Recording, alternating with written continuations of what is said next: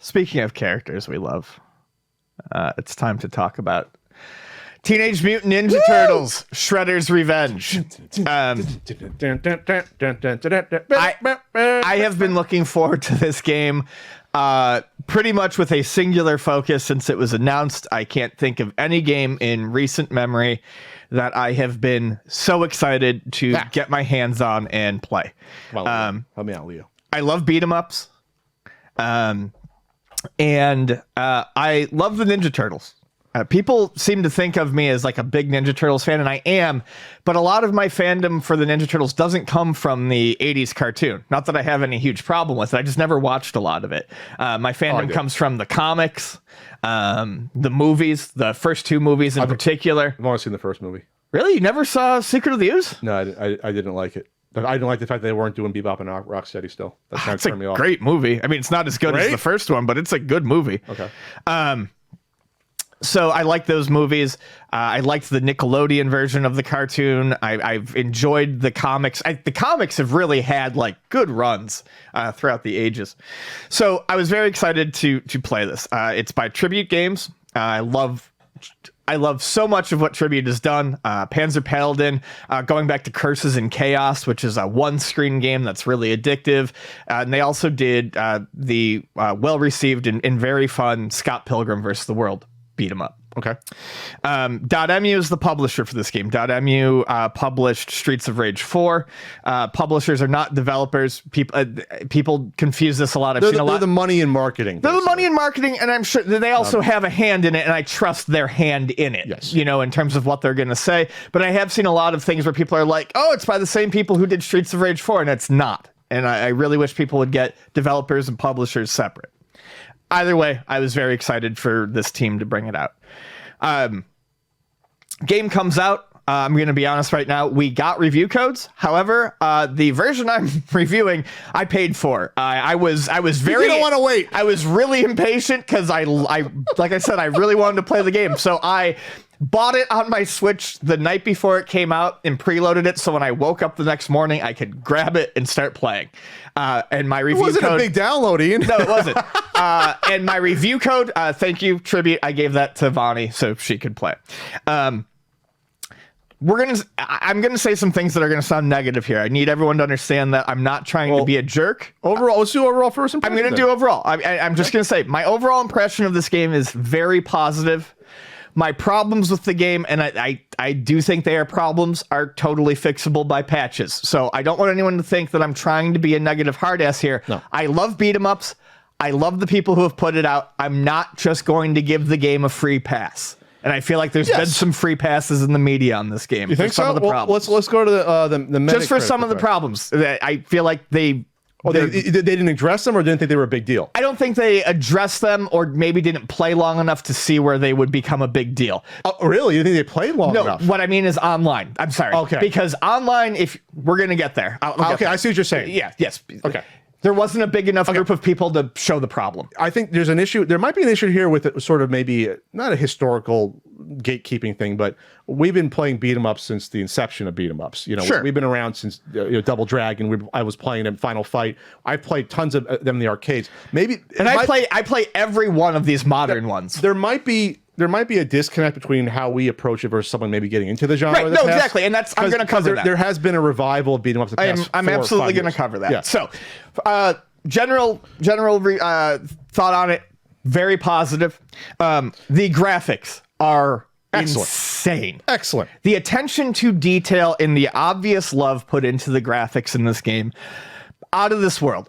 Everything looks great, and there's so many different styles. You get the cute little icons for all the characters at the top. Yes. The map screen looks great. You get the little chibi versions of like Irma and Vernon. Yes. You get the cute little versions of like the turtle van and the blimp. That's for the single story. The story mode. More than single. The story mode. Yeah. Story mode. It's also multi. Soundtrack. Fantastic, really captures the spirit of it. Sounds great, fits perfectly with it. And then we'll get into gameplay. So each turtle, there's 7 characters. There's the 4 turtles. 1 unlockable, 6 regular. Yeah. 4 turtles, 4 turtles, Splinter, April, and then Casey. Casey's unlockable when you beat the single story mode or single story mode. Casey's also overpowered. Every character. We'll get into that. There's 3 attributes for each character. There's range of attack, speed, and strength. Each one has 6 points that are assigned, except for Casey, who has 7. Yeah. Which means that, like, for example, Leo is the most balanced. Leo and 2, 2. But specifically Leo and Donnie are kind of rendered pointless by Casey. In terms of, like, if you look at them, so Casey's got 1 extra point. If you look at them, power. Yeah, Casey's got 1 extra point for power in that instance, and has 1 extra point for speed, I think, in Donnie's instance. So basically, it's got their stats but beefed up. Well, they're not pointless, but they play differently. They play differently. But I'm just saying in terms of like power. I did not like Casey as much as I thought I was hoping to play him. I liked all the characters. I had problems with Leo, but Leo was also the first one I was playing with. I did not like the double jump spin attack that they did with Leo. I think it was an overpowered attack because none of the other characters have that. So we'll get into that. So the characters, the move sets available for the characters are great. And when you first play the first couple levels, especially like I played on okay, there's chill okay. Yeah, I always play in the middle. Yeah, when I do my reviews of stuff. The moves don't all necessarily. Their usefulness isn't obvious immediately on. Sure. It can feel like there's a lot going on, maybe 2 moves. You've got a rising attack, you've got 2 rushing moves, you've got a low slide and like a shoulder charge. 2 jumping attacks. You've got the standard jump kick, and then you've got your double jump attack. And then you have double jump weapon attack, yeah. And then you have the what I think is kind of the meat of the game, and what I really like. You have the you have a backflip. It's really more of a dodge. So it's a flip that you can do in either direction. Sure. And after you land it, you can hit the attack button, and you'll kind of zoom back to the closest enemy. It's a zoom kick usually. Yeah, like an air kick or something like that. And that can be used for combos. And in the first few levels when you're just playing, against like basic Foot Clan members and stuff like that, there's not really a whole lot of need to do much besides the standard combos. Mm-hmm. But as you get further, they do a really good job of introducing new enemies that have you look at your moveset in a different way. So for instance, you get Foot Clan with spears. You use your slide to get under the spears. You can use your dodges to get beyond. You can use your backflips to dodge through plungers that they shoot out of guns. Okay. There are the flying foot soldiers that you use the rising attack for. It was just B and A at the same time. B and A at the same time. Attack and jump at the same time. It does a kick up, and then if you hit it again, you do an angled down. It'll kick up, and then if you hit the button again, you'll do your jump kick. It'll just turn into your jump kick.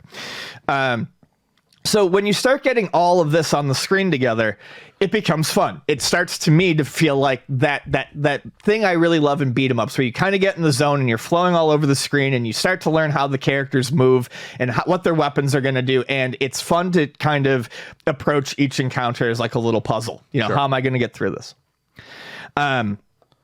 The boss fights are, all the sprites for the bosses are great. If you are new to beat 'em ups, this is a really good beat 'em up to play, because the bosses, at least on okay and on chill, they've got to be pushovers. There are only a few bosses I had any real trouble with, and I still beat all of them without needing, to retry or continue. Yes, you get 3 standard lives, and then if you lose them, you have to restart the level. And if you keep playing through story mode, you'll get up to 5 lives. So I was never in danger of restarting a level, except when I was starting from scratch. I think I try to, because you can replay all the levels in story mode, which is great.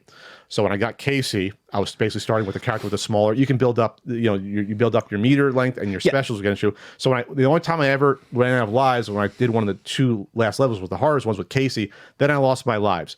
Otherwise, I usually lost up to 1 life when I got to a boss, and that was only happened like once or twice where I did that, and even in single player. I was not only disappointed, maybe it's not my generation. I thought it was very easy. Most of the bosses and most parts of the game. There was a couple difficulty spikes. So the only level I had to redo was one of the technodrome, or the middle technodrome level, the one that has the mid boss and then the end boss. Sure. And it's because I had friends over and like I'm talking as I'm playing, I'm not paying attention, and that I wasn't paying attention as much as I should have to the mid boss, because I thought it was the final boss, and I'm just talking. I'm like, yeah, whatever. And then I got, so I had to restart that one. Haven't played on hard mode yet. I think hard mode will take care of some of those concerns and make the game a bit more challenging for me. But the bosses, I do think if you have ever played beat 'em ups and you feel like they're too cheap or you haven't quite wrapped your head around how beat 'em ups work, this is a good one to play because the bosses do have patterns that you can discern and work around.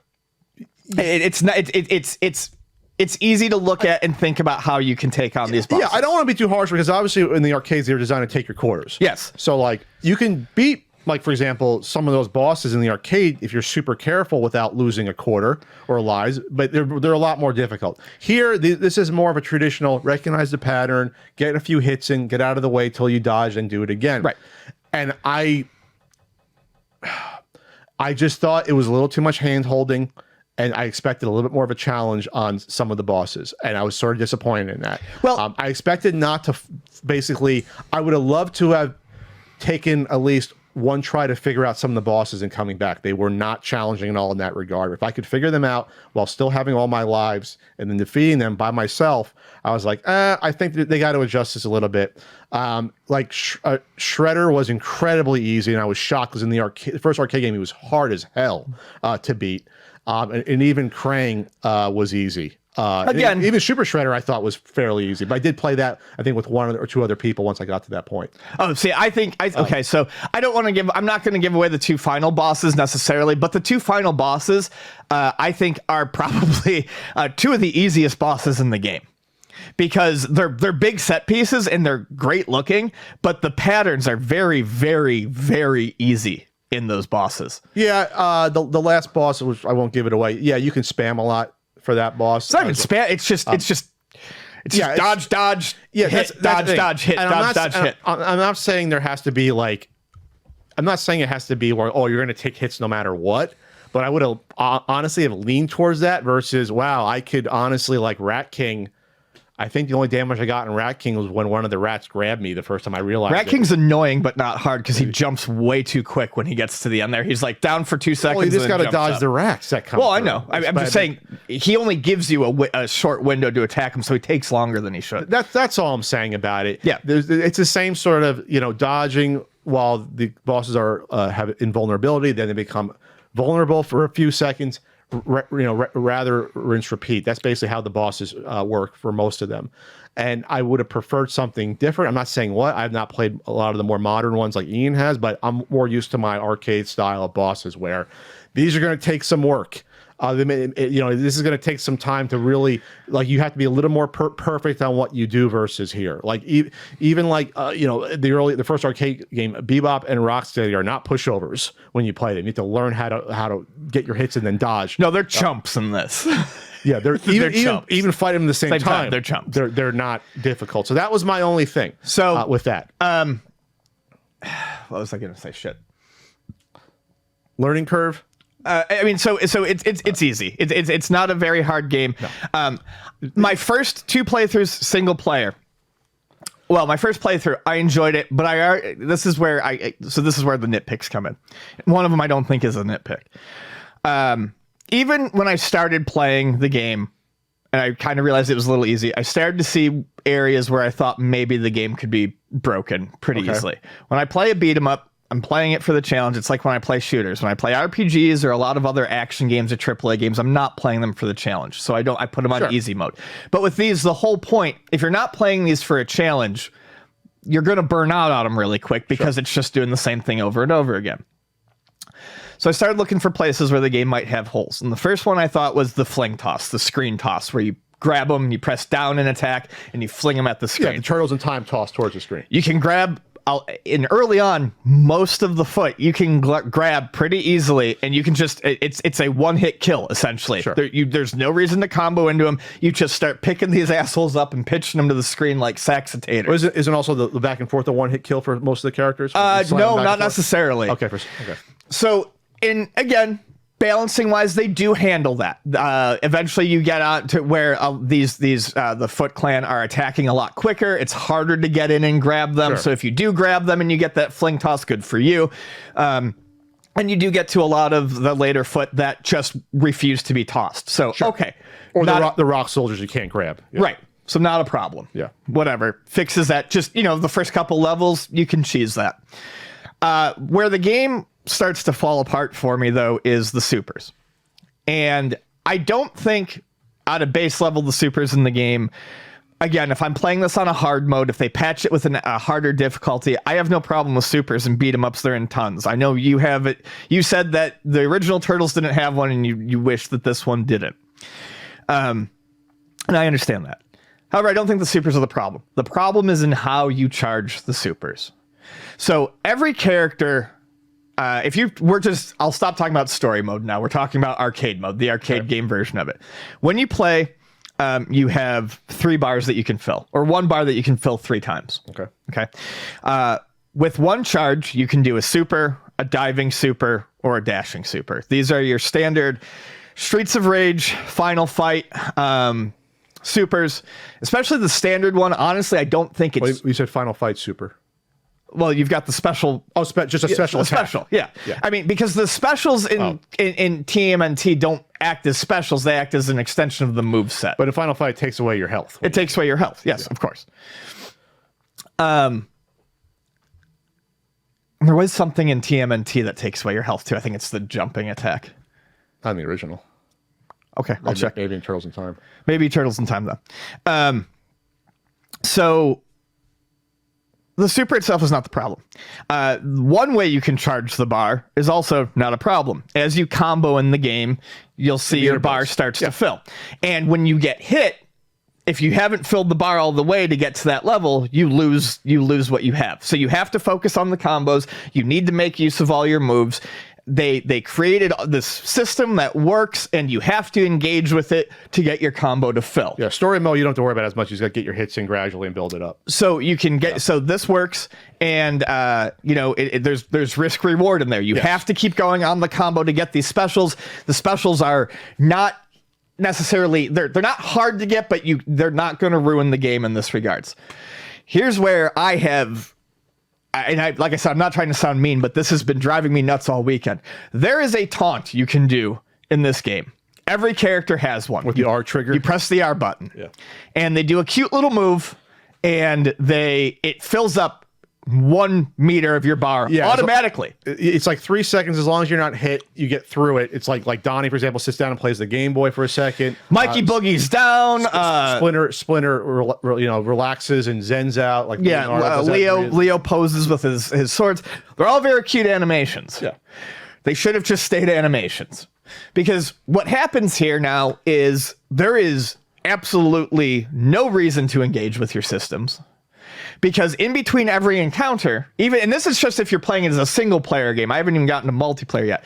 If you're just playing this as a single player game, you handle your encounter, you tap the button 3 times, and then you go into the next zone, and you have either 3 specials, or you have the radical combo, which makes your attacks way, way stronger. Yeah. And that uses all 3 bars. Uses all 3 bars. So basically in essence then, you can have a 10-second delay in between, because the game doesn't force you to go forward. You go at your own pace. Yeah, so most beat 'em ups. Like enemies are cleared, you can just sit there, recharge, and then your next battle is easier. And keep doing that. So you can say, well, don't do that. Well, okay, but it cheeses the game. It cheeses the game. Especially multiplayer. Why am I going to try to get good at it when people online are leaderboards, or people who are doing these speed runs can just cheese these fucking special moves? Yes. So it's bad enough as a single player issue, but in my experience, and I know this hasn't been everyone, online, I have tried to play online twice, and both times it has come to this. It breaks multiplayer in half.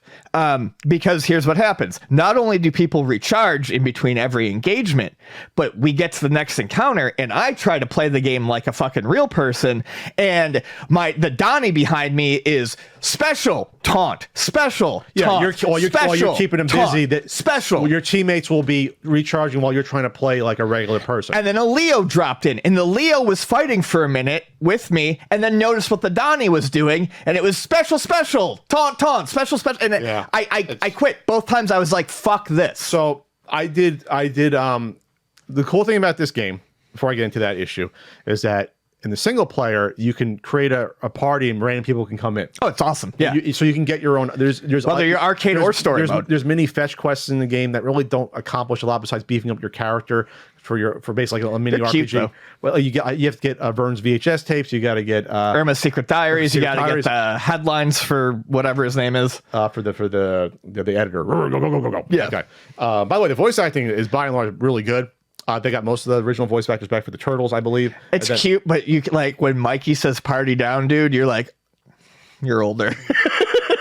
Party down, dude. We're talking. The cartoon was I like 80, it. Cartoon was late '87. It came out. Like it's cute, but you can. Yes, it's cute to hear them return to their roles, but you can tell they've these are aged. people in That's their all I'm 60s saying. now. Yes, that's all I'm saying.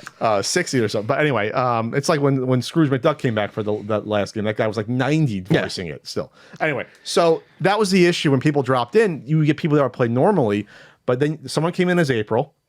And April has one of the better specials because she moves around more. Some of the specials the people don't move. Some they move a little bit. April moves around a decent amount. She has a long range. So that person was just spamming her, wailing the camera around, and the game became at that point just they're going to get all the KOs and hits, and then it breaks it the most though at the bosses. Because people will go in, they can use that radical combo, and you can slice a boss into pieces in like 5 hits. Well, I guess in the single player, I never saw that because most people didn't have the 3 immediately, like 1 or 2. But even on the bosses, your specials can work even when they're not supposed to be hit. Sometimes it seems like, at least when I was playing, I was like, oh, you can use your special, you can get a hit in when normally you can't. So it broke the bosses entirely. I thought the bosses were too easy before, but with 3 or 4, I played a time with 5 people, and it was good netcode with 5 people. There wasn't any lag. With five players, I can't even imagine having 6. The game has no challenge at all once you get up there. There's none at that point with all those specials going on. It's like when you used to go to MagFest or anywhere where you're playing X-Men arcade game, 6 players, and people were just constantly getting free credits and using the mutant power. Well, the game's no longer fun anymore at that point. Like you said, there's no reason to play it. Yeah. No. So Ian says that, well, I like to keep the specials to build up for it. I'm of the thought where I guess if you build them up carefully and get them, I'd rather them not be in the game at all at that point. If it can break it to that extent, I'd rather not have it in the game. That's just my opinion. I think I understand what you're saying. I really don't think if you just limit it to the comboing, they're going to break the game because you literally have to combo all the way up to a full bar.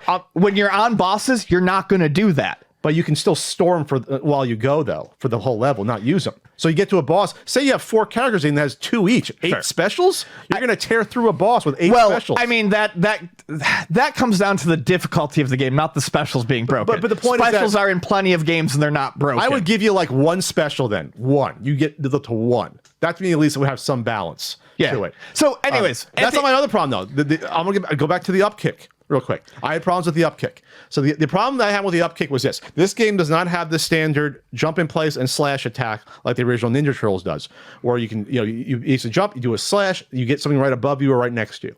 You hit attack and jump at the same time. You basically kick your attack up multiple times in some cases, like April kicks multiple times up. And that's usually you can combo into it, but it's also for aerial targets. There's 3 different vehicle moving stages. Is it 3 or 4? It's 3. 3.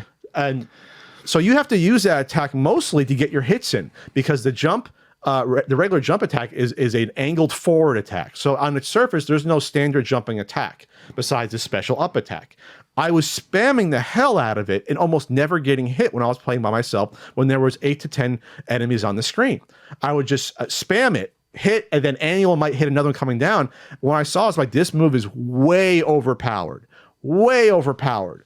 For a game like this. I felt never in danger on those stages because of that. And in the original ones, you would get rocked sometimes by them firing at you. You'd have to like gather yourself and work in and out. Not this. Keep spamming the double button attack and you're going to be able to get through it. And that was my issue with that. I'm less bothered by it because you're replacing the jump attack with a different jump attack, and But it's a much more powerful jump attack. That's the point, because you're hitting up and to the side. The original one, you're just hitting in front of you. You see what I'm saying? Which is a lot easier to aim, and I remember cruising through a lot of those levels just like that too. We can agree to disagree here. I really don't. Spamming it. It's also way quicker than that tag. It's up, down, up, down. It's like really quick. They got it. They should have really taken a step back on that power and had it either slowed it or made it less. I felt invulnerable while I was doing it. I felt like I couldn't get hit while I was doing it. As I said, that's a small thing we can agree to disagree on. So at the end of this all, I mean, my final statement is really this. It's a extremely well-made, lovingly made game. 16 levels, about 10 minutes each, so that's a 2.5 hour. Kicks the shit out of the length of most beat 'em ups you're ever going to play. The music is great. The controls feel snappy and smooth. Oh, the controls are brilliant. No, they feel amazing. They have created a really well-rounded moveset, in my opinion, for all these characters to handle the challenges they throw at you. And I really have no interest in going back to it if the special situation, if the taunt is not handled, because it's not fun online. No. And knowing that people who are playing single player and going for one hit run, no hit runs, there's no challenge. And I really did not want to. I'm not going to compare it to other games. I want the reason to interact with the systems. This game, they created a beautiful game with all of these systems that work, and there is one button that fucking breaks everything. Oh yeah, I tried it. When he said that, I did it. I was like, wow, I just taunted twice, and I got 2 specials for each screen. And I'm just like, then most of the enemies will be a breeze. And then this is what I meant when I said I felt like that was getting a pass. And I'm not saying people phoned in their reviews and didn't play it long enough. When you're playing online and it's in pre-release, and granted, I was playing online after release. When you're playing online with pre-release and people are excited and they're playing, it's one of those things where like everyone's going to notice it eventually, but maybe you didn't when you're all excited to get there. So I don't mean they didn't play enough of the game, but they weren't in a situation with thousands and thousands of people playing where they could see how easily this could break it. Maybe it never crossed their mind. Or maybe they don't mind it's that easy, but for me, a beat 'em up has to be somewhat challenging because that's the whole point, the give and take of it. Like I said, easy I get, but breaking the game to the point where you don't have to interact with any of the other systems or moves, that's a huge glaring Or just thing. A lot less, obviously. Yeah. Especially, like I said, multiplayer is absolutely broken when it comes to that. So maybe with 2 players, it's still, but like once, I had 4 and 5 players on the screen at the time. First of all, I couldn't even keep track of who was too easy with 2 players. Yeah. 3 players, 4 players, I think would be fine. 6 players is going to be hectic, but the more players you have, the easier it is to abuse the taunt and specials. 6 players becomes like playing X-Men arcade game with free credits, and you're just constantly putting credits to get mutant powers and spamming them. That's basically what it becomes. Yeah. Except at that point, you're just taunting while the other people are doing it, because the taunts are about 3 seconds. Someone actually 2 to 3 seconds. Timed them. They're anywhere between Casey, I think, is 3.01 seconds, and everyone else is between like 2.1 and 2.69 or something like that. So they try to balance out versus the power versus that. Yes. Yeah. I do like the fact that every character does play a little bit differently. At first, I didn't think I was going to like that or not, but they do play differently. At first, I didn't think they played differently enough, but like you didn't Leo's got that overpowered double jump attack, I hated it. But April's rising attack is way more powerful too. So they all have different ranges. All their moves are slightly different. They affect enemies slightly differently, and everyone's got like one normal move that tends to be stronger than everyone else's version of that normal move. I liked Raph the most because I love Raph as a character. I like Raph the most. I thought once I went from Leo to Raph, I'm like, okay, I'm liking this a bit better. It's more my style. And Donnie's a lot of fun because his reach genuinely changes how you can approach some of the enemies. Like I didn't mention the shield enemies. Yeah. Like you could. That's what the charge up attack is for. The enemies who are blocking with swords. But like. I can't remember what it was, but like Leo's ability or Donnie's ability to like poke and get in there really does like change things up. Yeah, I like using Donnie. I like using Mike. I basically like using everyone except I couldn't get a hang of April, and Casey I was disappointed by. Splinter I thought was okay. Didn't do a lot with Splinter. Yeah, basically Leo I didn't like that much. That was the one I was like. That was the first one I started with. Sorry, Leo. I thought that double attack was too overpowered for the game because it basically wipes out everyone and you can't get hit. It's weak on enemies that have multiple hits though. like for foot, it's. But everyone else has a regular slashing slow attack, and for him, they I guess because he's a leader, maybe that's why they beefed him up All right. for that. Turtle power. Moving on. Yay!